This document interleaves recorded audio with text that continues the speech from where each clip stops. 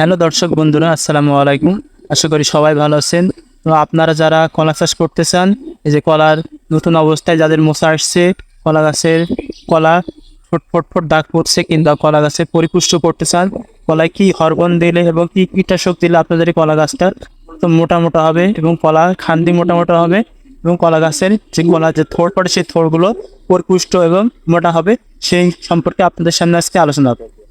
কি দিলে মূলত আপনাদের কলাটা অনায়াসই মোটা হতে থাকবে সেটা সামনে আজকে আপনাদের সামনে তুলে ধরবো। আপনাদের এই কলার যে স্পট আছে, এই সাথে সাথে স্পট দাগগুলো দূর করার জন্য আমি আপনাদের সামনে কিছু কীটনাশক নিয়ে আলোচনা করব।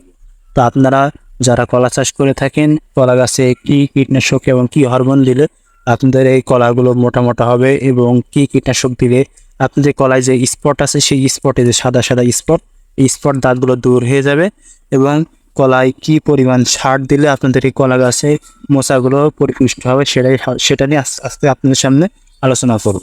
এবং আপনারা অনেক সময় কলায় স্প্রে করার জন্য যে বোতল ব্যবহার করে থাকেন, সেই বোতল ব্যবহার করে পরে যে আমরা যে সেলুনের দোকানে চুল কাটতেছে ফানেল ব্যবহার করে থাকি, এই ফানেলের সাহায্যে আপনারা এই কলাগুলো স্প্রে করে দিতে পারেন। তো অনেক সময় কলা গাছ অনেক বড় বড় হয়ে থাকে, যেহেতু ঠোঁটে কলাগুলো অনেক লম্বা হয়ে থাকে, সেই জন্য এগুলো স্প্রে করার জন্য বড় ধরনের মই কিংবা বাঁশি ব্যবহার করতে হয়। এক্ষেত্রে আপনারা বাজারে যে একটি স্প্রে আছে, যে চার্জার স্প্রে মেশিন, সেটার লুজ কানেকশন দিয়ে আপনারা লুসো করে ধরে স্প্রে করে দিলেই কিন্তু স্প্রেটা হয়ে যাবে। তো আপনারা আপনাদের সামনে আজকে তুলে ধরবো যে মূলত কলায় কী কী হরমোন এবং কী কী কীটনাশক দিতে হবে এবং কলাগুলো মূলত মোটা হবে এবং আপনার কচি অবস্থায় মুচি আসা অবস্থায় এবং কলার এই চিকন অবস্থায় কী দিলে মূলত কলাগুলো মোটা হবে, পরিপুষ্ট হবে, সেটাই আজকে আপনাদের সামনে তুলে ধরবো।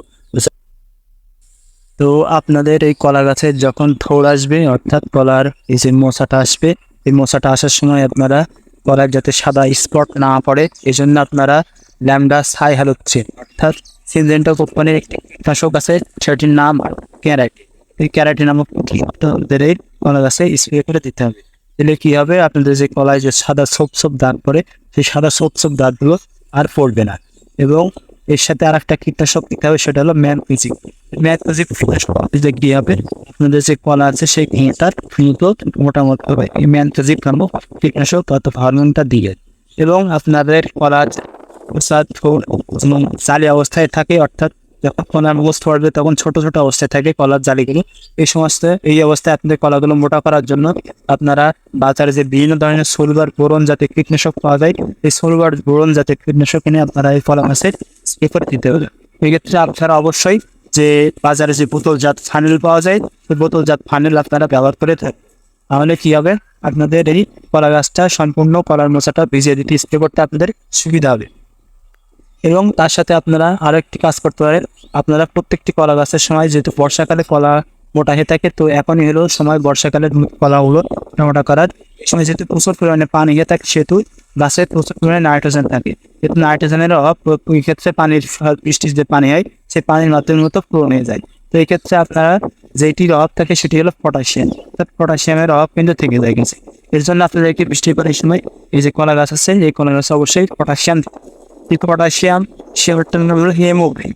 তো এই এমওপি সারটা আপনাদেরকে প্রত্যেকটি গাছের গোড়ায়, এক একটি গাছের গোড়ায় অর্থাৎ 500 গ্রাম করে, 500 গ্রাম না হলো আপনারা 2 থেকে 300 গ্রাম করে এমওপি সার আপনারা গাছের গোড়ার চারিদিকে মাটি খুঁজে দিয়ে দিবেন। তাহলে কি হবে, এই সারটা দিলে আপনাদের পটাশিয়ামের যে অভাব আছে সেই কলায় সেই পটাশিয়ামের অভাব দূর হয়ে যাবে, যার ফলে কলাটা মূলত মোটা হতে সাহায্য করবে এবং গাছের শিকড়ে বৃদ্ধিতে কলা পরিপুষ্ট হতে সাহায্য করে থাকবে এই পটাশিয়াম। এবং যে বোরনটার কথা বললাম, সেই বোরনটা মূলত কলার থোড়কে মূলত আছে, সেটি কলাকে পরিপুষ্ট করতে গুরুত্বপূর্ণ ভূমিকা পালন করে থাকে এই ম্যানকোজিব কীটনাশক। এবং বাজারে আর একটা যে হরমোন পাওয়া যায় প্রোপোজিব, এই প্রোপোজিব নামক একটি হরমোন আছে। এই প্রোপোজিব নামক হরমোনটা আপনারা কলা গাছে যদি দিয়ে থাকেন, তাহলে আপনাদের কলা গাছটাও মূলত মোটা হবে এবং কলার যে থোড় আছে সেই থোড়গুলো মোটা হবে। এবং যে কলায় সাদা সব দাগ পড়ে থাকে, এটি দূর করতে অবশ্যই সাদা জাপ, তারপরে সাদা সব দাগ, এর জন্য আপনারা যে ক্যারাটে আছে, সিনজেন্টা কোম্পানির ক্যারাটে, এই ক্যারাটে নামক কীটনাশকটা আপনারা এক একটি খানের জন্য 2 মিলি হারে একটি বোতলে, অর্থাৎ হাফ লিটারের বোতলে গুলিয়ে আপনারা প্রত্যেকটি ঠোঁট সুন্দরভাবে আপনারা স্প্রে করে দিবেন। তাহলে কি হবে, এই কলার যে সাদা সব দাগ, তারপরে সাদা জাপ, এইগুলো দূর করবে এই ক্যারাটে নামক কীটনাশক। এবং যে ম্যানকোজিব আছে সেই ম্যানকোজিব কীটনাশকটা কাজ করবে মূলত কলা মোটা করতে, এবং বোরন কাজ করবে কলার থোরটাকে পরিপুষ্ট করতে। এবং এই কীটনাশকগুলো আপনারা যদি সঠিক মাত্রায় দেন তাহলে কিন্তু আপনাদের কলার ফলন মোটামুটি ভালো হবে আশা করা যায়, এবং কলার যে মোটা হবে কলা পরিপুষ্ট হবে, এবং কলা আপনার বাজারে প্রচুর চড়া দামে বাজারে বিক্রি করে আপনারা ভালো মানের অর্জন করতে পারবেন।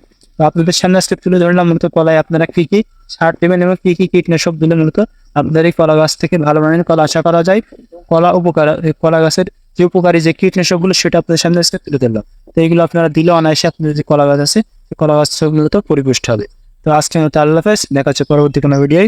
ভালো থাকুন, সুস্থ থাকুন, ধন্যবাদ সবাই।